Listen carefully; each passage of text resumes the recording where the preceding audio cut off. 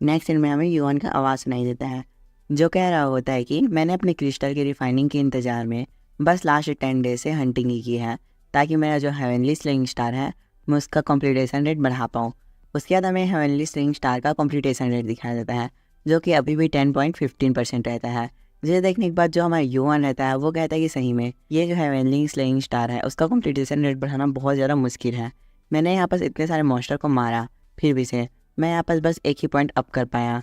हमारे युवान ये सब सोच ही रहा होता है कि उसी बीच उसे प्लेयर किट के अंदर एक मैसेज आता है, जिसे देखने के लिए वो प्लेयर किट को बाहर निकाल देता है। वहाँ पर वेलकैरो का मैसेज आया रहता है, जिसमें लिखा रहता है कि मैंने जो क्रिस्टल की रिफाइनिंग थी उसको कंप्लीट कर लिया है, अब तुम यहाँ पास आकर के वो जो क्रिस्टल है उसे ले सकते हो। इसी के साथ हमें इस तरफ का सीन कट हो जाता है। नेक्स्ट सीन में हम उस क्रिस्टल को देखते हैं, जो देख करके जो वेलकैरो रहता है वो कहता है कि सही में ये बहुत ज़्यादा ब्यूटीफुल है, मैं सही में इसे कितना बार भी देख लूँ, मैं इससे जो अपनी नज़रें हैं उसे नहीं हटा पा रहा हूँ। पर यहाँ पर सोचने की बात तो ये है, मुझे इस ब्यूटीफुल चीज़ को युआन को देना पड़ेगा, फिर शायद तक मैं इस चीज़ को वापस दोबारा नहीं देख पाऊँगा। ये बोलने के बाद जो वेलकैरो रहता है वो उस क्रिस्टल को एक कपड़े में रख देता है एंड देन कहता है कि मैं सही में इसे एक बहुत अच्छे प्रोडक्ट में बदलना चाहता था, पर मैं इसे पूरी तरह से कंप्लीट नहीं कर सकता। मैंने भले ही इसे रिफाइन कर दिया है, पर मैं इसे पूरी तरीके से वेपन में नहीं बदल सकता। जो वेलकैरो रहता है वो ये सब सोच ही रहा होता है कि उसी बीच उसे कुछ चीज़ का आवाज़ आता है। ये सुनने के बाद जो वेलकैरो रहता है वो थोड़ा सीरियस हो जाता है एंड अपना जो हैमर है उसे उठाते हुए कहता है कि मैंने सोचा था ये जो दिन है वो कभी ना कभी आएगा, पर मैंने कभी ये नहीं सोचा था कि ये जो दिन है वो आज ही होगा। ये बोलने के बाद वो उस गेट की तरफ आगे बढ़ने लगता है एंड चलते चलते कहता है कि मेरे को लगा था मैं यहाँ बस कुछ और दिन अच्छे से रह पाऊँगा, पर ये जो चीज़ है वो आज होकर ही रहेगी। ये बोलने के बाद वो बाहर निकल जाता है। जैसे वो बाहर निकलता है उसके सामने पूरी ओलंपस की आर्मी खड़ी रहती है। इन सब आर्मी के बीच में हमें अगैमेम्नोन को दिखाया जाता है, जो वापस हमारे वेलकैरो को देख कर कहता है कि मैंने कभी नहीं सोचा था कि तुम इस जैसे कम फ्लोर पर रहोगे, शायद इसीलिए हम तुम्हें पहले ढूंढ नहीं पाए, पर अब हमने तुम्हें ढूंढ लिया है। इस बात को सुनने के बाद जो वेलकैरो रहता है वो कहता है कि आखिर में तुम यहाँ पास क्या करने आए हो। जिसे सुन करके जो अगैमेम्नोन रहता है वो कहता है कि श्योरली मैंने ये पहले से ही सोचा था, जो क्रिमिनल इफेस्टोस है वो इस जैसा ही क्वेश्चन पूछेगा। तो हमारे जो वेलकैरो है उसका रियल नाम है इफेस्टोस, बट मैं इसे वेलकैरो कह के ही बुलाऊंगा, तो कोई भी कंफ्यूज मत होना। इसी के साथ हम स्टोरी को कंटिन्यू करते हैं। जैसे ही जो अगैमेम्नोन रहता है वो हमारे वेलकैरो का रियल नाम लेता है। वेलकैरो का नेम सुनने के बाद जो अगैमेम्नोन के साथ बंदे आ रहते हैं वो बहुत ज़्यादा हैरान रहते हैं और कहते हैं कि चलो रुको, ये क्या वही इफेस्टोस है ओलंपस का ब्लैक स्मिथ? हमने तो ये सोचा था कि हम किसी न्यू प्लेयर को मारने जा रहे हैं फर्स्ट फ्लोर के अंदर, पर मैंने ये कभी नहीं सोचा था कि हम किसी रैंकर को पकड़ने जा रहे हैं। उसकी इस बात को सुनने के बाद जो उसके साथ एक और बंदा रहता है वो कहता है कि हाँ, मैंने भी ये कभी सपोज नहीं किया था कि हम एक रैंकर को पकड़ने वाले हैं। भले ही हमारा जो नंबर है वो बहुत ज़्यादा है, पर जो रैंकर है उसकी पावर बहुत ज़्यादा रहती है। इन सब बात को सुनने के बाद जो अगैमेम्नोन रहता है वो चिल्ला कर कहता है कि किसी को भी यहाँ पर डरने की कोई ज़रूरत नहीं है, क्योंकि जो फर्स्ट फ्लोर रहता है उसके अंदर रैंकर्स की पावर को रिस्ट्रिक्ट करके रखा जाता है, इसीलिए यहाँ बस कोई भी मत डरो। जिस बात को सुनने के बाद जो वेलकैरो रहता है वो अपना एक अटैक करते हुए कहता है कि हाँ, पावर रिस्ट्रिक्शन, तुम क्या यहाँ पर मेरे को हंसाने के लिए आए हो? ये बोलने के बाद जो वेलकैरो रहता है वो थोड़ा हंसने लगता है और कहता है कि मैं यहाँ पर तुम सबको मार डालूंगा और तुम्हारे जो हेड है उन सबको क्रश कर दूंगा। ये सुनने के बाद जो अगैमेम्नोन रहता है वो भी हंसने लगता है और कहता है कि तुम्हें क्या लगता है कि तुम अपने आप को अब एक रैंकर भी कह सकते हो? तुम्हें the ruler of the sky के द्वारा पनिश किया गया था, जिस वजह से तुम यहाँ पर सब एक रैंकर कहलाने के लायक भी नहीं बचे हो। और अगर मैं इन सब चीज़ों को साइड में भी रख दूँ तो मैंने यहाँ पर एक रैंकर को बुला रखा है। अगैमेम्नोन के ऐसे कहने के साथ ही हमें एक बंदे को दिखाया जाता है जो अगैमेम्नोन की तरफ चलकर आ रहा होता है। फिर हमें इस बंदे के बारे में बताया जाता है, ये जो बंदा है उसका नाम है क्राइसिस एंड ये ओलंपस के अंदर एक हाई रैंकर से कमांड लेता है जिसका नाम है अपोलो। क्राइसिस का देखने के बाद जो हमारा वेलकैरो रहता है वो बहुत ज़्यादा गुस्सा हो जाता है और कहता है कि क्राइसिस, तुम एक रैंकर हो और तुम्हें ये पता होना चाहिए जो फर्स्ट फ्लोर है उसके अंदर इंटरफेयर करने के लिए तुम्हें बहुत बड़ी पेनल्टी लग सकती है, तो आखिर में तुम यहाँ पर कर क्या रहे हो? जिसे सुनने के बाद जो क्राइसिस रहता है वो कहता है कि हाँ, मुझे इन सब चीज़ों के बारे में बहुत अच्छे तरीके से पता है, पर अब ये जो चीज़ें हैं वो मैटर नहीं करती, क्योंकि तुम भी एक रैंकर हो, तो मुझे तुम्हारे साथ फाइट करने में कोई डर नहीं लगता। क्राइसिस की इस बात को सुनने के बाद जो वेलकैरो रहता है वो उसके रिप्लाई में कहता है कि मुझे पता है तुम यहाँ पर कुछ सीरी टैक्टिक्स का यूज़ करोगे मेरे साथ फाइट करने के लिए। ये बोलने के बाद जो वेलकैरो रहता है वो क्राइसिस की तरफ अपने हैमर से अटैक कर देता है, बट जो वेलकैरो रहता है उसके शरीर से अचानक से खून निकलने लगता है।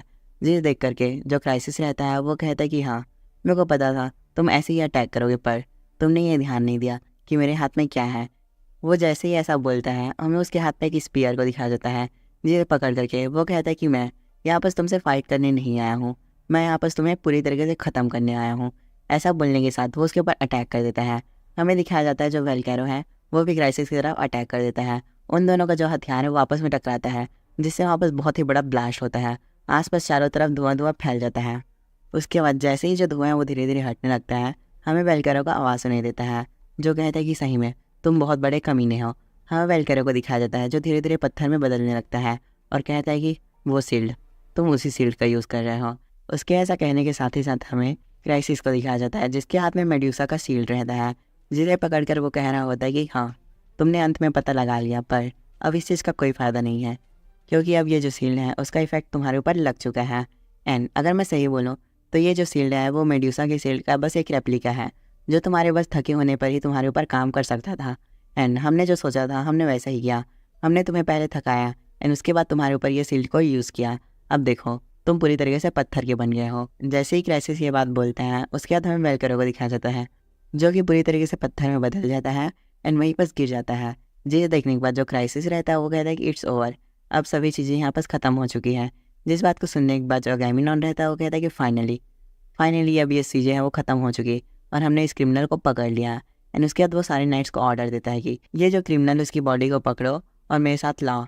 इस बात को सुनने के बाद एक नाइट आगे बढ़ जाता है एंड वेलकैरो की बॉडी की तरफ आगे बढ़ने लगता है, पर उसी बीच हमें युआन का आवाज़ सुनाई देता है, जो कहता है कि तुम ऐसा नहीं कर सकते। वो ऐसा बोलने के साथ ही साथ उस बंदे का पैर को काट देता है, जो बंदा वेलकैरो की बॉडी की तरफ आगे बढ़ा रहता है। एंड देन वो कहता है कि सही में तुम लोग कितने ज़्यादा बेकार इंसान हो एंड कितने ज़्यादा कचरे हो। फिर हमें युआन को दिखाया जाता है, जो लिटरली बहुत ज़्यादा बैडेस्ट लुक दे रहा होता है एंड कहता है कि आखिर में तुम लोग की इतनी हिम्मत कैसे हुई मेरी इतनी ज़्यादा इंपॉर्टेंट जगह को तबाह करने की।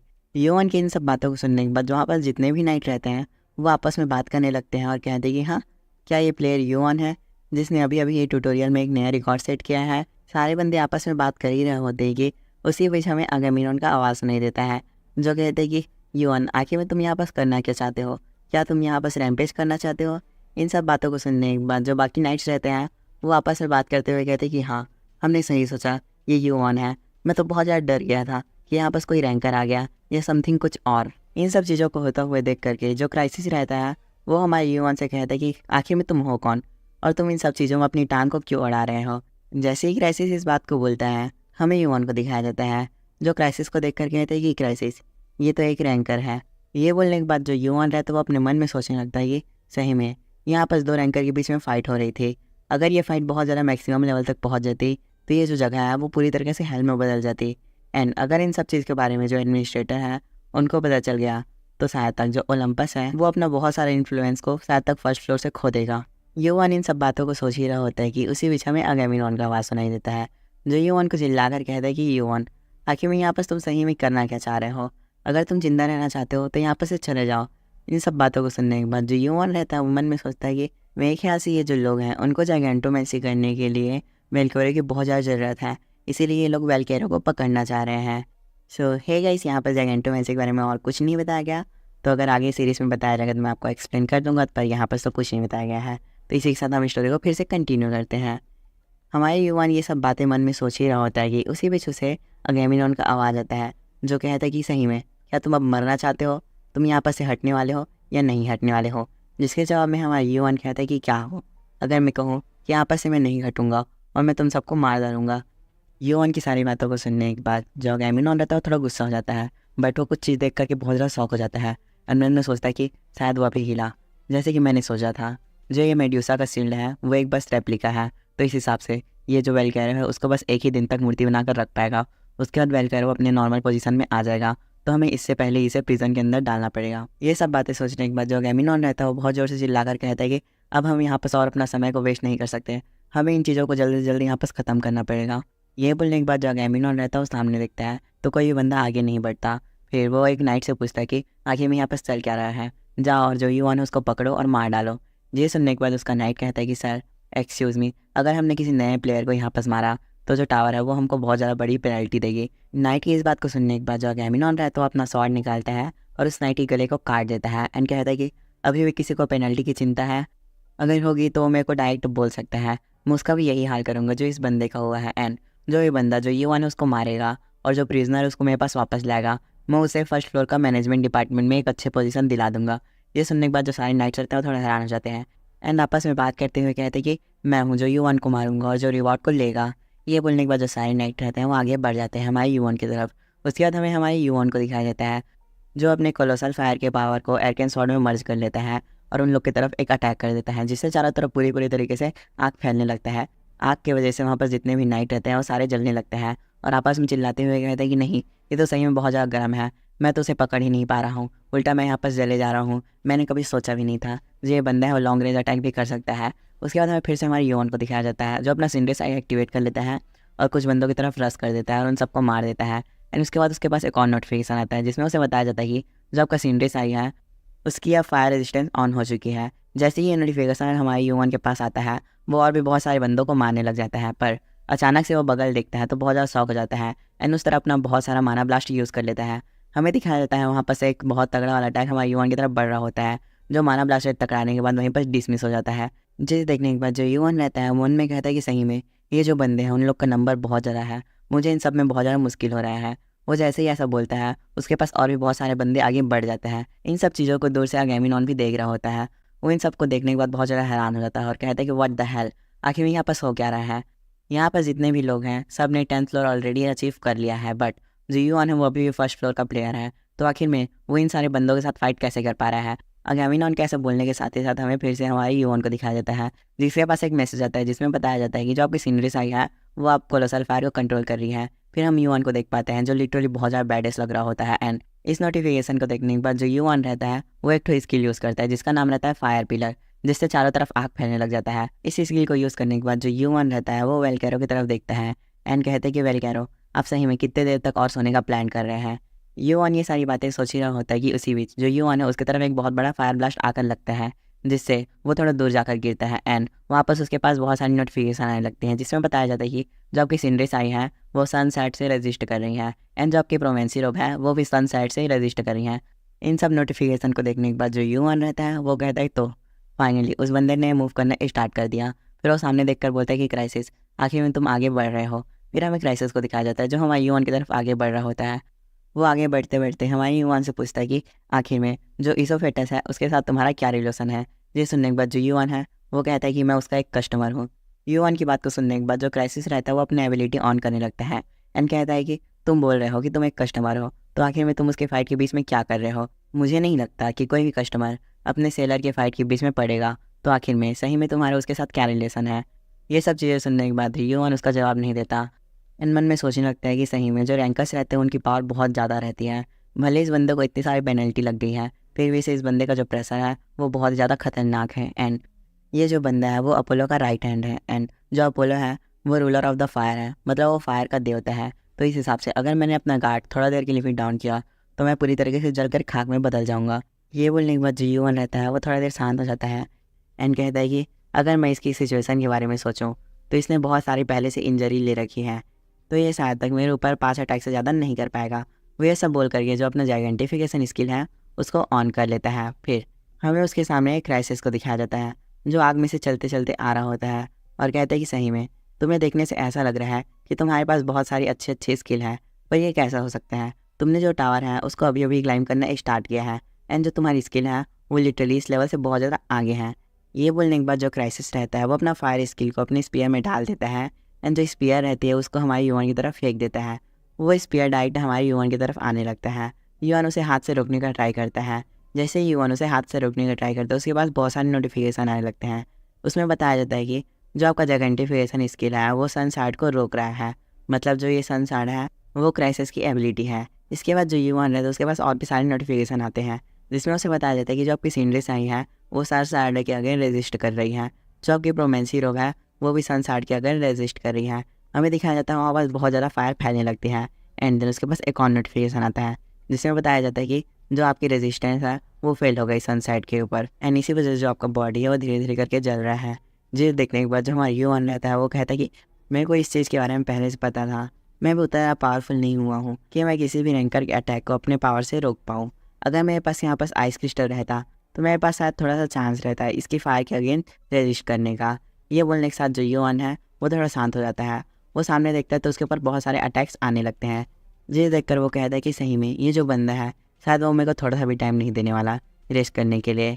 ये बोलने के साथ जो यूआन रहता है वो बहुत सारा माना ब्लास्ट को यूज़ कर लेता है उस फायर के अगेंस्ट। बट यूआन की इस अटैक से भी वो जो फायर रहता है उसके पास ज़्यादा असर नहीं पड़ता। वो जो फायर रहता है वो डायरेक्ट आकर हमारे यूआन को लगता है, जिससे आसपास धूल लग जाता है। अगले सीन में हमें दिखाया जाता है जो यूआन है वो वेलकैरो की मूर्ति के सामने खड़ा है और उसके पास एक मैसेज आता है जिसमें उसे बताया जाता है कि जो आपका प्रोमेंसी रोब है उसने फाइनली सनसेट के अगेन रजिस्टर कर लिया है।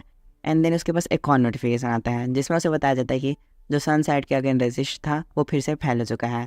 अब जो आपका बर्न स्टेटस है वो लेवल 2 में पहुंच चुका है, मतलब जो आपका बर्निंग है मतलब जलन वो लेवल 2 का हो चुका है। इसे देखने के बाद जो हमारा यूआन रहता है वो कहता है कि डैम इट, इसका जो रेट है वो बहुत जल्दी जल्दी बढ़ रहा है, अगर ऐसा ही चलता रहा तो मैं यहाँ पर ज़िंदा ही फ्राई हो जाऊँगा। बट अगर वो बंदा इस अटैक को यूज़ कर रहा है तो मेरे ख्याल से उसके ऊपर बहुत ज़्यादा ही पेनल्टी लग रही होगी। यूआन जैसे ही इस बात को बोलता है हमें उस बंदे को दिखाया जाता है जिसको बहुत सारा इलेक्ट्रिसिटी लगी रहती है, जिससे वो बहुत ज़्यादा खांसने लग जाता है। इन सब को देख कर जो यूआन रहता है वो कहता है कि मैं अभी हार नहीं मान सकता, मेरे पास अभी भी चांस है, मुझे इस सब चीज़ को कुछ देर तक और झेलना है। ये बोलने के बाद जो यूआन रहता है वो थोड़ा आगे बढ़ जाता है, पर वो किसी चीज़ को देख कर बहुत ज़्यादा हैरान रहता है। वो जो बंदा रहता है वो डायरेक्ट आता है और हमारे यूआन को पेट पर बहुत तगड़ा वाला पंच मार देता है, जिस वजह से चारों तरफ आग फैलने लगता है और जो हमारा यूआन रहता है वो बहुत ज़्यादा दूर जाकर गिर जाता है। इसके बाद हमें उस बंदे को दिखाया जाता है, जो बंदा रहता है वो बहुत ज़्यादा खांसने लगता है एंड देन वहीं पर बैठ जाता है क्योंकि उसके ऊपर बहुत ज़्यादा पेनल्टी लग जाता है। वहीं दूसरी तरफ हमें हमारे यूआन को दिखाया जाता है जो वापस बहुत ज़्यादा घायल हालत में बैठा रहता है और मन में सोचता है कि क्या सही में मैंने उस बंदे को अंडर एस्टिमेट किया क्योंकि हम फर्स्ट फ्लोर के अंदर में हैं। अगर मैं सही से नहीं सोचूं तो वो बंदा बहुत ज़्यादा इंजर्ड था और उसके ऊपर बहुत सारी पेनल्टी भी लगी थी, फिर भी से वो जो बंदा है वो बहुत ज़्यादा पावरफुल है। मैं यहाँ पर फिर भी से उस बंदे के साथ फ़ाइट कर सकता हूँ, पर अगर मैंने उस बंदे के साथ अभी और फाइट किया तो शायद तक मैं मारा जाऊँगा। मैं उसे अभी यहाँ पर सरपास नहीं कर सकता, मैं यहाँ पर बस अभी उसके 2 अटैक को और झेल सकता हूँ। ये सब हमारे यूआन मन में सोच ही रहा होता है कि उसे कुछ चीज़ दिखाई देता है जिसे देख कर ये वो बहुत ज़्यादा खुश जाता है एंड कहता है कि वाह, मैं इस चीज़ के बारे में सोच ही रहा था कि ये जो चीज़ है वो वेलकैरो के शॉप के अंदर ही हो सकती है। हमें दिखाया जाता है वहाँ पर वो स्टोन रहता है, मतलब वो क्रिस्टल रहता है, जिसे देख कर के जो हमारा यूआन रहता है वो बहुत ज़्यादा खुश हो जाता है और कहता है कि सही में मैं बहुत ज़्यादा लकी हूँ। ये बोलने के बाद जो यूआन रहता है वो क्रिस्टल के बारे में चेक करने लगता है, तो वो जो क्रिस्टल रहता है वो अब प्योर डार्क डिवाइन क्रिस्टल में चेंज हो चुका रहता है। एंड यूआन के ऐसे देखने के बाद ये जो सीन है वो ये बस कट जाता है। नेक्स्ट सीन में हमें क्राइसिस की आवाज़ सुनाई देता है जो किसी से पेनल्टी के बारे में पूछता है, जिसके जवाब में जो सामने वाला बंदा रहता है वो कहता है कि जब तक तुम पेनल्टी को झेलोगे नहीं तब तक तुम उसके बारे में समझ नहीं पाओगे, जब तुम एक बार पेनल्टी को झेल लोगे तब उसके बारे में तुम समझ जाओगे कि ये जो टावर है उसके अंदर कितनी ज़्यादा एनर्जी फ्लो होती है। हमें दिखाया जाता है जो क्राइसिस रहता है वो किसी के सामने घुटने टेक कर खड़ा रहता है, उसके सामने वाला बंदा ये सारी बातों को बोल रहा होता है। इसके बाद हम क्राइसिस को देख पाते हैं जिससे हमें ये पता चलता है जो क्राइसिस है वो इन सारी बातों को याद कर रहा होता है। इन सारी बातों को याद करने के बाद जो क्राइसिस रहता है वो कहता है कि सर अपोलो ने रियली मेरे को सही बोला था, क्योंकि ये जो टावर है वो मेरे को ज़िंदा लग रहा है, इसके अंदर जितनी भी पावर्स हैं वो किसी भी प्लेयर को इसको तोड़ने फोड़ने से रोकती हैं। एग्जाम्पल के लिए अगर कोई हाई फ्लोर का बंदा लोअर फ्लोर में आ जाए और आसपास तोड़ फोड़ मचाना स्टार्ट कर दे तो ये जो टावर है वो उसको बहुत ज़्यादा पेनल्टी देती है। क्राइसिस इन सारी बातों को सोच ही रहा होता है कि उसी बीच वापस अगैमेम्नॉन आ जाता है जो उससे बोलते हैं कि थैंक यू सर, आपने इतना ज़्यादा हार्ड वर्क किया, आपके कारण ही हम उस यूआन को हरा पाए हैं। एंड उसके बाद जो अगैमेम्नॉन रहता है वो बाकी नाइट्स को ऑर्डर दे देता है कि जाओ उस क्रिमिनल को पकड़ो एंड हाँ जो यूआन है उसको भी पकड़ के मेरे पास लाओ। ये सुनने के बाद जो क्राइसिस रहता है वो बोल देता है कि नहीं, जो यूआन है उसको मत पकड़ो, उसको ऐसे ही यहाँ पर रहने दो। इस बात को सुनने के बाद जो अगैमेम्नॉन रहता है वो बहुत ज़्यादा शॉक हो जाता है और कहता है क्यों सर, हम उसको क्यों नहीं पकड़ सकते, अगर हमने उसको ऐसे ही छोड़ दिया तो हमारे लिए बहुत बड़ी टेंशन का बात बन जाएगा। ये सुनने के बाद जो क्राइसिस रहता है वो कहता है कि नहीं, अगर हम उसको पकड़ेंगे तो जो एडमिनिस्ट्रेटर है वो बहुत ज़्यादा गुस्सा हो जाएगा। मैंने सुना था जो एडमिनिस्ट्रेटर है और जो यूआन है उसके बीच में बहुत अच्छा फ्रेंडशिप है, वो लोग आपस में बात कर ही रहे होते कि उनके पीछे एक बहुत ज़्यादा बड़ा ब्लास्ट होता है, वहाँ पास का जो दीवार है वो पूरी तरीके से टूट जाता है। फिर हमें यूआन को दिखाया जाता है जो चलते चलते आगे आ रहा होता है। हम देख पाते हैं कि जो यूआन है उसके हाथ में डार्क डिवाइन क्रिस्टल रहता है एंड एक हाथ में स्वॉर्ड रहता है, जिसे देखने के बाद जो क्राइसिस और अगैमेम्नॉन रहते हैं वो बहुत ज़्यादा हैरान हो जाते हैं। एंड क्राइसिस कहता है कि रुको जरा वेट करो, ये बंदा तो अधमरा हालत में था तो आखिर में ये खड़े कैसे हो पा रहा है, और ज़रा देखो जो इसका ऑरा है वो भी बहुत ज़्यादा डेंजरस हो रखा है। हमें उसके बाद हमारे यूआन को दिखाया जाता है जो अपना सिंड्रेल साइड को फुल पावर में यूज़ कर रहा होता है एंड उसके हाथ में वो डार्क डिवाइन क्रिस्टल भी रहता है, वो बहुत ज़्यादा बैडिस लुक दे रहा होता है। इन सब चीज़ों को ऐसा होते हुए देख करके जो अगैमेम्नॉन रहता है वो क्राइसिस से कहता है कि सर आप वेट कीजिए, हम इस बंदे को संभाल लेंगे, क्योंकि ये जो बंदा है वो भी बहुत ज़्यादा घायल हालत में है। ये बोलने के बाद जो अगैमेम्नॉन रहता है वो हमारे युआन की तरफ देखने लगता है, पर जो युआन रहता है वो वेलकैरो को पकड़ता है और उनसे थोड़ा दूर चला जाता है। एंड उसके बाद जो वेलकैरो रहता है उसके ऊपर हमारे युआन कुछ स्किल को यूज़ करने लगता है, जिसे देखने के बाद जो अगैमेम्नॉन रहता है वो बहुत ज़्यादा गुस्सा हो जाता है। एंड अपने नाइट्स को ऑर्डर देते हुए कहता है कि जाओ और उस बंदे को जल्दी रोको। अगर तुमने उसको नहीं रोका तो जो ईसोफेटस है वो जल्दी आज़ाद हो जाएगा। एंड अगर उसके ऊपर से जो स्किल है वो उतर गया तो हम सब यहाँ पास मारे जाएंगे। तो तुम लोग देख क्या रहे हो, जल्दी जाओ और जो युआन है उसको रोको। उसके ऐसा बोलने के साथ ही जो सारे नाइट्स रहते हैं वो हमारे युआन की तरफ आगे बढ़ जाते हैं। सारे नाइट्स को अपनी तरफ आता देख करके जो युआन रहता है वो डार्क डिवाइन क्रिस्टल को एक्टिवेट करता है, जिससे वहाँ पास बहुत बड़ा एक ब्लास्ट होता है। हमें दिखाया जाता है जितने भी सारे नाइट्स उसकी तरफ आगे बढ़ रहे होते हैं वो तुरंत वहीं पास मर जाते हैं। इन सब चीज़ों को ऐसे होते हुए देख करके जो क्राइसिस रहता है वो थोड़ा हंसने लगता है और कहता है कि हा, मैंने जैसे सोचा था। ये जो बंदा है वो पूरी तरीके से अनबिलीवेबल है। मेरे ख्याल से जो टावर है उसके अंदर एक मॉन्स्टर आ चुका है। इन सारी बातों को सुन करके जो अगैमेम्नॉन रहता है वो कहता है कि सर, हमारे पास उसका तारीफ़ करने के लिए भी समय नहीं है, हमें जल्दी से उसे ख़त्म करना चाहिए। अगैमेम्नॉन की इस बात को सुनने के बाद जो क्राइसिस रहता है वो कहता है कि यहाँ पास क्या गलत है, तुमने थोड़ी देर पहले कहा था कि तुम इस बंदे को अपने आप संभाल लोगे। एंड मैं शुरुआत से ही यहाँ पास ईसोफेटस को बस संभालने आया था एंड उसका अटैक्स को रोकने आया था, तो मैं आखिर में इस बंदे के साथ फाइट क्यों करूँ। इस बात को सुनने के बाद जो अगैमेम्नॉन रहता है वो बहुत ज़्यादा शॉक हो जाता है एंड कहता है कि सर, क्या आप सीरियस हैं। इस बात को सुनने के बाद जो क्राइसिस रहता है वो कहता है कि रिलैक्स करो अगैमेम्नॉन, मैं तुमसे यहाँ बस मजाक कर रहा था। ये जो बंदा है अब उसको रोकना तुम्हारे बस में नहीं है, अब इस बंदे को सिर्फ मैं रोक सकता हूँ। ये बोल करके वो हमारे युआन को देखने लग जाता है। फिर हमें युआन को दिखाया जाता है जो सारे बंदों को मार रहा होता है। एंड फिर वो कहता है कि सो क्राइसिस, तुम अब आ रहे हो फाइट में। फिर हमें क्राइसिस को दिखाया जाता है जो बहुत ज़्यादा फायर रिलीज़ कर रहा होता है और हमारे युआन की तरफ आगे बढ़ जाता है। वो आगे चलते चलते हमारे युआन को देखने लग जाता है एंड कहता है कि इनक्रेडिबल, सही में जो बंदा है वो एक ही साथ 2 डिफरेंट टाइप्स की माना को यूज़ कर रहा है। ये बहुत ही ज़्यादा पावरफुल है, मुझे ये बंदा ओलंपस में चाहिए, मैं इसको अपने साथ ज्वाइन कराना चाहता हूँ। ये सब बातें सोचने के बाद जो क्राइसिस रहता है वो हमारे युआन से कहता है कि तुमने पहले बोला था तुम्हारा नाम युआन है, तो आखिर में तुम हमारे ओलंपस को ज्वाइन क्यों नहीं करना चाहते। अगर तुम ओलंपस में ज्वाइन हो जाओ तो मैं तुमसे प्रॉमिस कर रहा हूँ, तो मैं तुम्हें उस क्रिमिनल से बेटर इक्विपमेंट्स प्रोवाइड करूँगा। इस बात को सुनने के बाद जो हमारे युआन रहता है वो कहता है कि अगर मैं सही बोलूँ तो मेरा गोल ये नहीं है और मुझे इक्विपमेंट नहीं चाहिए। युआन की इस बात को सुनने के बाद जो क्राइसिस रहता है वो कहता है कि तो तुमने जो मेरा ऑफ़र था उसे रिजेक्ट कर दिया, सही में कितना ज़्यादा शर्मनाक है। सही में तुमने बहुत ज़्यादा गलत डिसीज़न लिया, तुम्हारे इस डिसीज़न की वजह से अब तुम यहाँ पास मारे जाओगे। ये बोलने के बाद जो क्राइसिस रहता है वो हमारे युआन की तरफ अटैक कर देता है, जिसे देख करके जो युआन रहता है वो कहता है कि तुम्हें सही में क्या ये लग रहा है कि तुम इतनी सारी पेनल्टीज़ के बावजूद यहाँ पास मेरे साथ फाइट कर पाओगे। इन सब बातों को सुनने के बाद जो क्राइसिस रहता है वो हमारे युआन से कहता है कि जब मैं यहाँ पास पहली बार आया था तब मैंने ये सुना था कि तुम इस फ्लोर पे फर्स्ट टाइम आए हो, तो इस हिसाब से मैं तुम्हारे साथ फाइट करने में बहुत ज़्यादा शर्मिंदा महसूस कर रहा था, क्योंकि तुम एक नए प्लेयर हो, पर जो तुम्हारी पावर है वो सही में एक नॉर्मल रैंकर से भी बहुत ज़्यादा है। तो इस हिसाब से मैं अब अपनी पूरी पावर का यूज़ करूँगा एंड तुम्हारे साथ फाइट करने में पूरी तरीके से इंजॉय करूँगा। या तो मैं आज तुम्हें मार दूंगा या तुम्हारे हाथों से मर जाऊँगा। ये बोलने के बाद जो क्राइसिस रहता है वो अपनी पूरी पावर को यूज़ करने लगता है, जिसे देख करके जो युआन रहता है वो मन में सोचता है कि सही में इस बंदे ने अपनी पूरी पावर का यूज़ करना स्टार्ट कर लिया है। क्या ये इतनी बैडली तरीके से जो वेलकैरो है उनको अपने साथ ले जाना चाहते हैं। मेरे को पता है अगर ये वेलकैरो को अपने साथ ले जाएंगे तो नेक्स्ट जगेंटोमेंसी स्टार्ट हो जाएगी और मुझे नेक्स्ट जगेंटोमेंसी को रोकना है, इसलिए मैं वेलकैरो को इनके साथ नहीं जाने दे सकता। वो ऐसा सोच ही रहा होता है कि जो क्राइसिस रहता है वो हमारे युआन की तरफ अटैक कर देता है, जिसे देखने के बाद जो युआन रहता है वो कहता है कि ये बंदा अभी भी अटैक कर सकता है। ये बोलने के बाद जो युआन रहता है वो अपने हाथ में बहुत सारा पावर इकट्ठा करने लगता है और उस बंदे की तरफ अटैक कर देता है। जैसे ही युआन और क्राइसिस के अटैक आपस में टकराते हैं वहाँ पर बहुत बड़ा ब्लास्ट होता है, जिसे देखने के बाद जो अगैमेम्नॉन रहता है वो बहुत ज़्यादा घबरा जाता है एंड कहता है कि सही में ये जो पावर है वो बहुत ज़्यादा मॉन्स्टेरियस पावर है। मेरे ख्याल से इससे पहले किसी भी रैंकर ने फर्स्ट फ्लोर के अंदर इतनी ज़्यादा पावर का यूज़ नहीं किया था। ज़रा देखो जो फर्स्ट फ्लोर है वो पूरी तरीके से टूट ही गया है। अगैमेम्नॉन ये सब बोल ही रहा होता है कि उसी बीच हमें क्राइसिस को दिखाया जाता है जो बहुत ज़्यादा घायल रहता है एंड ज़मीन में पड़ा रहता है। उसके सामने हमारा युआन भी पड़ा रहता है, वो भी बहुत ज़्यादा घायल रहता है। हमारे युआन को अगैमेम्नॉन देख लेता है। उसे देखने के बाद जो अगैमेम्नॉन है वो बहुत ज़्यादा हंसने लगता है और कहता है कि सही में ये जो फाइट है वो पूरी तरीके से ओवर हो चुका है। ज़रा युआन को देखो, अब ये एक भी अटैक नहीं ले पाएगा। ये बोलने के बाद जो अगैमेम्नॉन रहता है वो अपना पंच रेडी करते हुए हमारे युआन की तरफ आगे बढ़ जाता है, पर उसी समय वो बहुत ज़्यादा हैरान हो जाता है क्योंकि अचानक से वहाँ पास वेलकैरो आ जाता है एंड जो वेलकैरो रहता है उसने अपने हथौड़े से अगैमेम्नॉन के ऊपर बहुत ज़ोर से मारा रहता है, जिससे जो अगैमेम्नॉन है वो बहुत ज़्यादा घायल हो जाता है। फिर जो वेलकैरो रहता है वो कहता है कि ओवर, अभी यहाँ पास कुछ भी ओवर नहीं हुआ, मैं तुम सबको मार दूंगा, उसके बाद ये जो चीज़ है वो ओवर हो जाएगा। इन सब बातों को सुनने के बाद जो अगैमेम्नॉन रहता है वो भी खड़े होने का ट्राई करता है एंड कहता है कि क्या तुम पेनल्टी से नहीं डरते, अगर तुमने यहाँ पास अपनी जो पावर है उसको यूज़ किया तो तुम्हारे ऊपर बहुत ज़्यादा पेनल्टी लगेगी। वो ऐसा बोल ही रहा होता है कि उसी बीच जो वेलकैरो रहता है वहाँ पास हथौड़ा मारता है और कहते हैं कि पेनल्टी, मुझे अब जो पेनल्टी उसकी कोई चिंता नहीं, मुझे बाकियों को तो नहीं पता कि मैं उनको मारूंगा या नहीं, पर मैं यहाँ पर तुम्हें जान से ज़रूर मार दूंगा। जैसे ही अगेमिनॉन वेलकैरो की इस बात को सुनता है वो बहुत ज़्यादा घबरा जाता है और कहता है कि क्या यहाँ पास कोई है, कोई मुझे बचा लो इस बंदे से। वैसा बोल ही रहा होता है कि उसी बीच जो वेलकैरो रहता है वो उसके ऊपर अटैक कर देता है।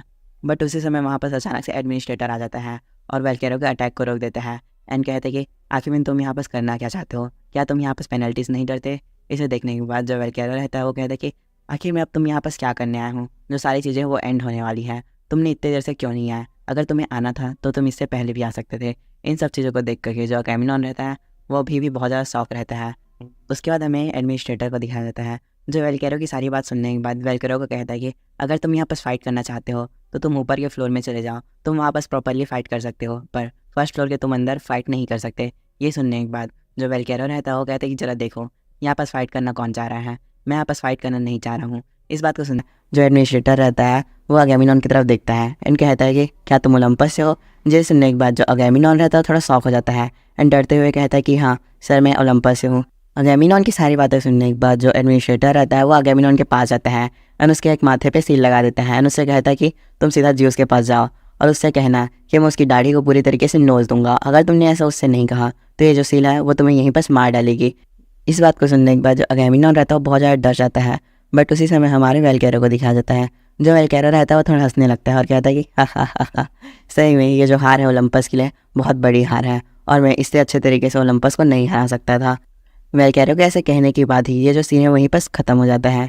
नेक्स्ट सीन में हम थोड़ी देर पहले का सीन देखते हैं जहाँ पर यूवन और क्राइसिस के बीच फाइट चल रही थी। जैसे ही क्राइसिस ने अपना सबसे पावरफुल अटैक हमारे यूवन के ऊपर किया था उसी समय जो यूवन है उसके पास सिस्टम से एक नोटिफिकेशन आया था जिसमें उसे बताया गया था जो आपके पास एग है वो अपने दांतों को शो कर रहा है। इसे देखने के बाद जो यूवन है वो बहुत ज़्यादा डर जाता है एंड कहता है कि सही में ये जो चीज़ है वो बहुत ज़्यादा डेंजरस है, क्या ये एग मेरे को खाने की कोशिश कर रहा है या फिर ये मेरे को प्रोटेक्ट करने की कोशिश कर रहा है। पर उसी समय जो एग रहता है वो क्राइसिस के अटैक को थोड़ा सा अपने अंदर एब्जॉर्ब कर लेता है एंड उसके बाद जो हमारा यूवन है उसके पास एक और मैसेज आता है जिसमें उसे बताया जाता है कि जो एग है वो वापस से अब सोने में चला गया है। जैसे ही ये नोटिफिकेशन ख़त्म होता है उसके बाद हमें हमारे यूवन को दिखाया जाता है जिसकी आंखें बंद रहती हैं एंड वो मन में सोच रहा होता है कि क्या उस फाइट के दौरान मैंने अपना जो कॉन्शियसनेस था उसे खो दिया था। ये बोलने के बाद जो यूवन रहता है वो अपनी आंखों को खोलने लगता है एंड धीरे धीरे जब वो खोलता है तो उसके सामने जो वेलकैरो रहता है वो खड़ा रहता है। जैसे ही जो यूवन है वो उठ जाता है वेलकैरो उसे देख कर कहता है कि आखिर में तुम क्या सपना देख रहे थे, तुम सपने में बहुत ज़्यादा चिल्ला रहे थे। इसे सुनने के बाद जो यूवन रहता है वो कहता है कि बूढ़े आदमी आखिर में मैं कहाँ हूँ। इस बात को सुनने के बाद जो वेलकैरो रहता है वो थोड़ा अपनी दांत को भींचते हुए कहता है कि ओह तुम अपने वर्ड पर थोड़ा ध्यान दो, तुम मुझे आखिर में बूढ़े आदमी कैसे बोल सकते हो। जैसे सुनने के बाद जो यूवन रहता है वो कहता है कि तुम आखिर में बूढ़े हो तो मैं तुम्हें बूढ़ा आदमी ना बोलूँ तो आखिर में क्या बोलूँ। इस बात को सुनने के बाद जो वेलकैरो रहता है वो कहता है कि इन सब फालतू बातों को छोड़ो, आखिर में तुम कैसा फील कर रहे हो, क्या तुम्हारी बॉडी पूरी तरीके से ठीक है। ये सुनने के बाद जो यूवन रहता है वो अपना सर पकड़ लेता है एंड देन कहता है कि हाँ बूढ़े आदमी मेरी जो बॉडी है वो मेरे को पहले से थोड़ा अच्छा फील हो रहा है। इसे सुनने के बाद जो वेलकैरो रहता है वो थोड़ा गुस्सा हो जाता है एंड कहता है कि आखिर में तुम मुझे कितने बार बूढ़ा आदमी बोलोगे। जिस बात को सुनने के बाद जो हमारा यूवन रहता है वो कहता है कि ओह आखिर में तुम बूढ़े हो तो मैं तुम्हें बूढ़ा ना बोलूँ तो आखिर में क्या बोलूँ, एंड क्या तुम भूल गए हो कि तुम अभी जो जिंदा हो वो सिर्फ मेरी वजह से हो, तो तुम्हें तो मेरा थैंक्स कहना चाहिए। और तुम्हें क्या ये नहीं लगता कि इस हिसाब से मैं तुम्हें जो भी बोलना चाहूँ वो बुला सकता हूँ। इस बात को सुनने के बाद जो वेलकैरो रहता है वो थोड़ा गुस्सा हो जाता है एंड कहता है कि तुम अपनी बातों पे थोड़ा सा भी शर्मिंदा महसूस नहीं कर रहे हो। ये बोलने के बाद जो वेलकैरो रहता है वो थोड़ी देर शांत हो जाता है एंड कहता है कि थैंक यू। इस बात को सुनने के बाद जो यूवन रहता है वो कहता है कि हाँ क्या तुम सही मुझे थैंक यू बोल रहे हो। इसे सुन करके जो वेलकैरो रहता है वो कहता है कि हाँ मैं तुम्हें थैंक यू बोल रहा हूँ और आखिर में तुम मुझसे थैंक यू और कितनी बार बुलाना चाहते हो, क्या तुम एक बार में इस बात को नहीं समझ सकते। इसके जवाब में जो हमारा यूवन रहता है वो कहता है कि आखिर में बस तुमने तो अभी मुझे 2 ही बार थैंक यू बोला है, तो तुम कैसे ये बोल सकते हो कि तुमने मुझे बहुत बार थैंक यू बोल लिया है। इन सब बातों को सुनने के बाद जो वेलकैरो रहता है वो कहता है कि तुम इन सब फालतू बातों को छोड़ो, मेरे पास यहाँ पास कुछ इंपॉर्टेंट है तुम्हें बताने के लिए। एंड वो इम्पॉर्टेंट बात यह है कि मेरा जो रियल नेम है वो वेलकैरो नहीं है, मेरा रियल नेम इफेस्टस है एंड मैं ओलंपस का एक ब्लैक स्मिथ हूँ। इस बात को सुनने के बाद जो यूवन रहता है वो कुछ रिएक्शन नहीं देता, जिसे देख करके जो वेलकैरो रहता है वो कहता है कि क्या तुम इस बात को जानने के बाद भी सरप्राइज़ नहीं हुए। इसे सुन करके जो यूवन रहता है वो कुछ नहीं कहता, जिसे देखने के बाद जो वेलकैरो रहता है वो कहता है कि सही में मेरे को नहीं पता तुम झूठ बोलने में अच्छे हो या बुरे हो, पर मेरे को ये लग रहा है कि तुम मेरी रियलिटी के बारे में पहले से जानते थे। ये बोलने के बाद जो फेस्टस रहता है मतलब वेलकैरो वो मन में सोचता है कि डैम इट, मुझे ये बात पहले से पता था, इस बंदे को ये पता है कि मैं कौन हूँ। इसीलिए जब ये पहली बार मेरे पास आया था तब मेरे को ये लगा था कि ये जो बंदा है वो ओलंपस से हो सकता है, बट अब मैं पूरी तरीके से श्योर हूँ जो ये वन है वो ओलंपस से नहीं हो सकता। एंड मेरे ख्याल से ये किसी और ऑर्गेनाइजेशन के साथ जुड़ा भी नहीं है। एंड अभी जो इसने काम किया है इस वजह से जो ओलंपस है वो भी अब कुछ समय तक शांत रहेगा। इसी वजह से मैं यहाँ पर अब अच्छे से अपना काम कर पाऊँगा और मेरे को दूसरे फ्लोर में जाने का ज़रूरत नहीं पड़ेगा। ये सब सोचने के बाद जो वेलकेरो रहता है वो हमारे यूवन को देख करके कहता है कि तुम्हें ये नहीं पता होगा कि मैं किस टाइप का बंदा हूँ, तो मैं तुम्हें बता दूँ, मैं ऐसा बंदा हूँ जो अपने फ्रेंड्स के फेवर के बदले में उन्हें 10 गुना ज़्यादा पे करता है। एंड ये जो बात है वो मेरे एनिमीज़ पर भी लागू होता है। अगर मेरे एनिमीज़ मेरे को हार्म करने का ट्राई करेंगे तो मैं उन्हें 10 गुना ज़्यादा हार्म करूँगा। तो इसीलिए तुम कुछ दिन वेट करो, उसके बाद मैं तुम्हारे लिए एक स्वॉर्ड बनाऊँगा। वेलकेरो की सारी बातें सुनने के बाद जो यूवन रहता है वो थोड़ा स्माइल करने लगता है एंड ओके कह देता है। वो ओके बोलने के बाद जो अपना बेड है उसे खड़े होने का ट्राई करता है और वेलकेरो को देख कर कहता है कि ओह तुम मेरे लिए स्वॉर्ड बनाओगे तो जल्दी से उसे फिनिश कर दो, और आखिर में जो स्वॉर्ड है मुझे कब तक मिलेगी। ये बोल करके जो यूवन है वो खड़े होने का ट्राई करने लगता है एंड चलने लगता है, पर वहीं पर वो गिर जाता है, जिसे देख करके जो वेलकेरो रहता है वो कहता है कि हाँ मैं तुम्हारे लिए स्वॉर्ड तो बना दूंगा, पर सबसे पहले तुम हॉस्पिटल जाओ। वेलकेरो के ऐसा कहने के साथ ये जो सीन है वहीं पर कट हो जाता है। नेक्स्ट सीन में हम यूवन को देखते हैं जो अपने हाथ में डार्क डिवाइन क्रिस्टल को पकड़ करके बहुत सारे मॉन्स्टर को मारने लगता है। जैसे उन सारे मॉन्स्टर को मार देता है उसके बाद वो मन में सोचने लगता है कि मैंने आज का जो पूरा दिन था उसे हॉस्पिटल में बिताया एंड वहाँ पर अच्छे से रेस्ट किया, जिस वजह से जो मेरी बॉडी है वो मेरे को पहले से बहुत ज़्यादा बेटर फील हो रही है। ये बोलने के बाद जो यूवन रहता है वो थोड़ी देर शांत हो जाता है एंड उसके बाद फिर मन में सोचने लगता है कि मैंने पहले ये सोचा था कि मैं जो ओलंपस है उसके साथ 10th फ्लोर में जाने के बाद फाइट स्टार्ट करूँगा, बट ये जो प्लान था वो पूरी तरीके से टूट गया है। मैंने उनसे बहुत पहले ही फ़ाइट ले ली है एंड इन सारी चीज़ों की वजह से यहाँ पर बहुत बड़े बड़े चेंजेस हुए हैं, जैसे कि जो अब ओलंपस है वो अब फर्स्ट फ्लोर के अंदर उतनी आसानी से इंटरफेयर नहीं कर पाएगी, क्योंकि जो एडमिनिस्ट्रेटर है उन्होंने उनका यहाँ आना थोड़ा मुश्किल कर दिया है। एंड जो सेकेंड आउटकम है वो ये है कि मेरा जो रिलेशनशिप था उस बूढ़े आदमी मतलब वेलकेरो के साथ वो मेरे प्रीवियस लाइफ जैसा एकदम बढ़िया हो चुका है एंड इस वजह से मेरे को बहुत सारे आइटम्स बहुत आसानी से मिल जाएंगे। और इन सब चीज़ों को देख करके मेरे को तो ऐसा लग रहा है कि जो सेकेंड जगेंटोमेंसी है उसे मैंने बहुत अच्छे तरीके से टाल दिया है। ये बोलने के बाद जो यूवन रहता है वो अपना डार्क डिवाइन क्रिस्टल को हाथ में निकाल लेता है एंड उसे देखते हुए कहता है कि बट जो मेरा डार्क डिवाइन क्रिस्टल है उसे कंट्रोल करना बहुत ज़्यादा मुश्किल है एंड इसकी पावर में बहुत ज़्यादा डिफरेंस है उस हथियार की तुलना में जिसे हेडेस यूज़ करता है। इवन इसके रिफाइन होने के बाद इसमें 3 विजिबल चेंजेस आए हैं। जो पहला विजिबल चेंजेस है वो ये है कि इसकी जो स्टील एबिलिटी है वो बहुत ज़्यादा अब बढ़ गई है एंड जो सेकंड चीज़ है वो ये है कि इसके जितने भी सारे स्टैट्स थे वो भी बहुत ज़्यादा बढ़ गए हैं। एंड जो इसका सबसे ज़्यादा इंपॉर्टेंट चेंज है वो ये है कि इसमें एक और एबिलिटी ऐड हो गई है जिसका नाम है हेल समन। ये सब बोलने के बाद जो यूवन रहता है वो हमें हेल समन के बारे में बताता है एंड कहता है कि जो हेल है वो सिम्बलाइज़ करती है एडेस को और उसकी पावर्स को। एंड जरा देखो इसके ऊपर एक लिमिट लगा है, इस हिसाब से मेरे को ये लग रहा है कि मैं पूरी हेल की पावर को एक ही साथ यूज़ नहीं कर सकता। एंड मेरे ख्याल से ये जो डार्क डिवाइन क्रिस्टल है वो एक मीडियम है हेल के मॉन्स्टर को यहाँ पर समन करने का। यूवन ये सारी बातों को सोच ही रहा होता है कि उसी बीच उसके पास वेलकेरो का एक मैसेज आता है जिसमें उसे वेलकेरो बोलता है कि तुम आ जाओ। इस मैसेज को देखने के बाद जो यूवन रहता है वो कहता है कि एज एक्सपेक्टेड, मैंने जैसा सोचा था जो वेलकेरो है वो हमेशा अपने टाइम पर ही मैसेज करता है। यूवन का ऐसा बोलते ही ये जो सीन है वहीं पर कट हो जाता है। वहीं दूसरी तरफ हमें दिखाया जाता है एक वर्कशॉप को जहाँ पर यूवन एंटर कर लेता है एंड कहता है कि जरा देखो ये जो वर्कशॉप है वो कितना ज़्यादा बड़ा है, मेरे ख्याल से इसके लिए बहुत ज़्यादा पैसे लगे होंगे, बट ये जो चीज़ है वो उस बूढ़े आदमी के लिए कुछ नहीं है, क्योंकि वो जो बूढ़ा आदमी है वो एक आइटम बनाने का 10,000 पॉइंट्स लेता है। तो इस हिसाब से जो वेलकेरो है वो टॉप 1 रिचेस्ट पर्सन में आता होगा रैंकर्स के बीच में। ये देख करके मैं सही में बहुत ज़्यादा जेलस हूँ। इन सब बातों को बोलने के बाद जो यूवन रहता है वो उस रूम के अंदर एंटर कर जाता है। वो जैसे ही उस रूम के अंदर एंटर करता है जो वेलकेरो रहता है उसे देख लेता है एंड कहता है कि ओह तुम यहाँ पास आखिर में आ ही गए। एंड ये बोलने के बाद वो एक शॉट को उसकी तरफ आगे कर लेता है एंड बोलता है कि इसे पकड़ो। ये देख करके जो यूवन है उसे पकड़ लेता है एंड मन में सोचने लगता है कि जो वेलकेरो है वो अभी तक चेंज नहीं हुआ, ये हमेशा की तरह ऐसा ही है, ये सीधे सीधे पॉइंट में आता है।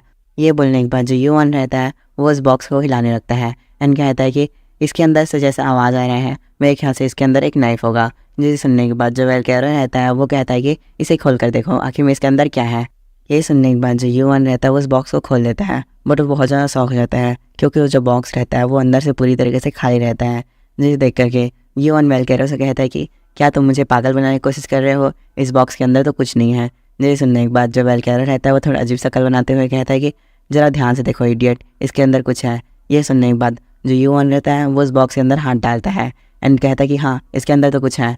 जैसे ही जो यूवन है ये सारी बातें बोलता है, उसके पास एक नोटिफिकेशन आता है जिसमें उसे बताया जाता है कि आपके पास एक इनविजिबल ग्लव आ चुका है। ये जो ग्लव है वो एक बहुत ज़्यादा स्पेशल मटेरियल से बनाया गया है। ये मैसेज देखने के बाद जो यूवन रहता है वो वेलकैरो को कहता है कि मेरे ख्याल से ये जो ग्लव है वो तुमने मिथ्रिल से बनाया है। ये सुनकर के जो वेलकैरो रहता है वो कहता है कि ओह सही में तुम्हारे पास बहुत ज़्यादा शार्प आई है, तुम्हारी आंखों से कुछ भी चीज़ नहीं छुपता। ये सुनने के बाद जो यूवन रहता है वो मन में सोचने लगता है कि आखिर में इस बंदे ने इस जैसी चीज़ को कैसे बना लिया, ये तो पूरी तरीके से इनविजिबल है, ऐसे बनाने के लिए बहुत ज़्यादा मेहनत लगी होगी। ये बोलने के बाद जो यूवन रहता है वो उस ग्लव को चेक करने लगता है तो उसको वहाँ पर एक स्लॉट दिखता है। वो स्लॉट में अपने डार्क डिवाइन क्रिस्टल को डाल लेता है। ये देख करके जो वेलकैरो रहता है वो थोड़ा गुस्सा हो जाता है एंड कहता है कि तुम ना सही में बहुत ज़्यादा शातिर बंदे हो, तुम्हें मुझे किसी भी चीज़ को बताने की ज़रूरत नहीं पड़ती, तुमने ये देखकर जान लिया कि इसमें डार्क डिवाइन क्रिस्टल लगेगा। इस बात को सुनने के बाद जो यूवन रहता है वो स्माइल करने लगता है। जी देखने के बाद जो वेलकैरो रहता है वो यूवन से कहता है कि बच्चे अब जो अपनी हंसी है उसे बंद कर लो एंड जो मैंने तुम्हें स्वॉर्ड दिया है उसको देखो। इस बात को सुनने के बाद जो यूवन रहता है वो स्वॉर्ड को निकालने लगता है एंड जैसे ही जो यूवन रहता है वो स्वॉर्ड को निकाल लेता है वो बहुत ज़्यादा शॉक हो जाता है एंड कहता है कि सही में ये जो स्वॉर्ड है वो बहुत ज़्यादा पावरफुल है, मैंने बस इस स्वॉर्ड को अपने हाथ में पकड़ा है बट फिर भी जो इसकी एनर्जी है मैं उसको पूरे अपने आर्म में फील कर पा रहा हूँ। यूवन ये सब सोच ही रहा होता है कि उसी बीच उसे वेलकैरो कहता है कि तुम इस स्वॉर्ड को अपने हिसाब से नेम दे सकते हो। जैसे ही वेलकैरो ऐसा कहता है यूवन के पास एक नोटिफिकेशन आता है जिसमें उसे बताया जाता है कि जो ब्लैक स्मिथ इफेस्टस हैं वो आपको इस स्वॉर्ड का नेम रखने के लिए बोल रहे हैं, तो प्लीज़ आप इसका जल्दी से एक नेम रख लीजिए। ये मैसेज देखने के बाद जो यूवन रहता है वो स्वॉर्ड को देखने लगता है और मन में सोचता है कि ये जो स्वॉर्ड है वो मिथ्रिल से बनाया गया है एंड जो मिथ्रिल है वो ग्रीन कलर का रहता है बट ये जो स्वॉर्ड है वो पूरी तरीके से डार्कनेस से अंदर घिरा हुआ है क्योंकि इसके अंदर डार्क डिवाइन पाउडर का यूज़ किया गया है।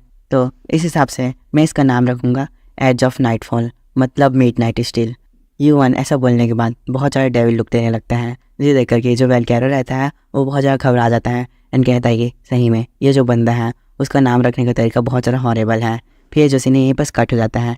नेक्स्ट सीन में हम देखते हैं जो यूवन है वो स्वॉर्ड को पकड़े रहता है एंड उसके बाद उसके पास बहुत सारे नोटिफिकेशन आते हैं जिसमें पहले नोटिफिकेशन में उसे बताया जाता है कि आपने एज ऑफ नाइटफॉल को ऑब्टेन किया है एंड सेकंड नोटिफिकेशन में उसको बताया जाता है कि जो एज ऑफ नाइटफॉल है उसे इफेस्टस के द्वारा बनाया गया है एंड अब इस वेपन ने आपके साथ एक बॉन्ड सेट कर लिया है।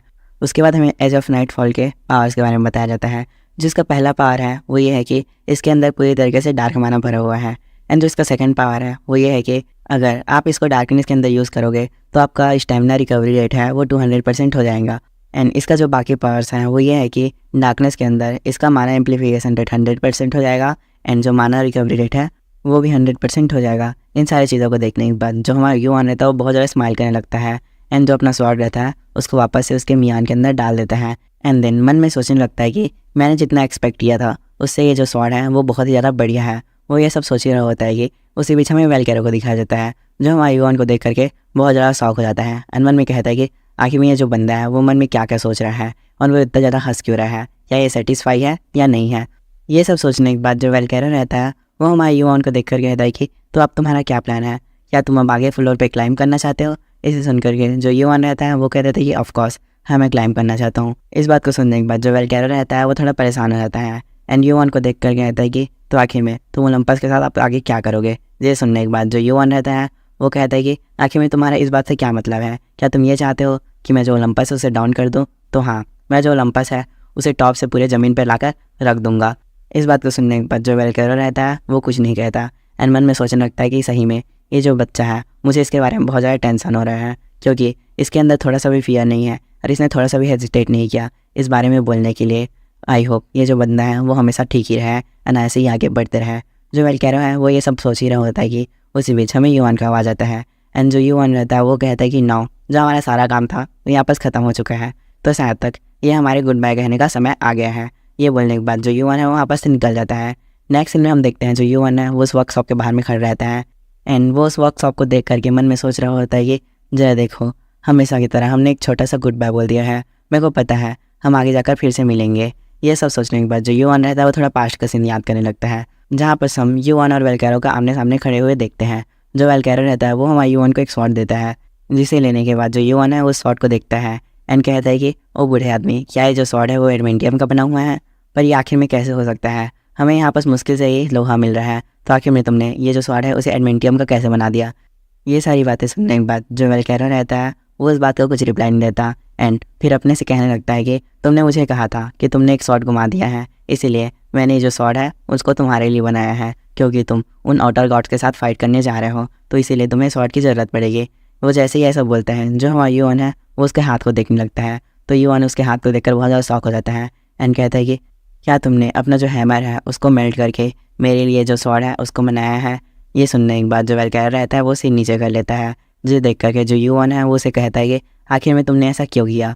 इस क्वेश्चन के रिप्लाई में जो वेलकैरो रहता है वो हमारे यून को देख कर कहता है कि तुम आखिर में से ये क्वेश्चन मत पूछो एंड तुम इन सारी बातों को छोड़ो और ये जो स्वॉर्ड है उसे रख लो और मुझे वापस देने का कोशिश भी मत करना। इसी के साथ जो ये पास्ट का सीन था वो यहीं पर कट रहता है। नेक्स्ट सीन में हम फिर से यून को देखते हैं, जो इन सारी बातों को सोचने के बाद बहुत ज़्यादा इमोशनल हो जाता है एंड कहता है कि सही में वेलकैरो, तुमने मेरे दिल को एक बार और जीत लिया है। ये बोलने के बाद जो यून है वो उसके शॉप के सामने अपना सिर झुका लेता है एंड कहता है कि मेरे ख्याल से हम दोबारा जल्द ही मिलेंगे और मुझे तुमसे मिलना बहुत ज़्यादा अच्छा लगता है। उसके ऐसा बोलने के साथ ही ये जो सीन है वहीं पर कट जाता है।